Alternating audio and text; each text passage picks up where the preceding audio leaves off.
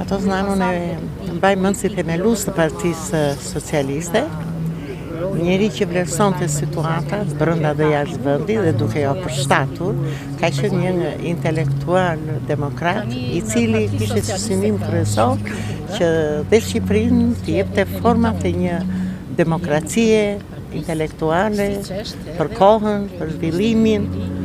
Kështu që njeri shumë pozitiv edhe njeri komunikues, njeri që fliste tamam dhe nuk i ofendonte kuadro drejtues sipas instancave që kishte, me një fjalë ka qenë një drejtues udhëheqës i moderuar për kohën dhe që ndarja e tij nga jeta na krijon keqardhje për këtë drejtues shumë pozitiv për fatet e vendit tonë. Duhet të mësojmë për këto cilësi që kishte Fatos Nama.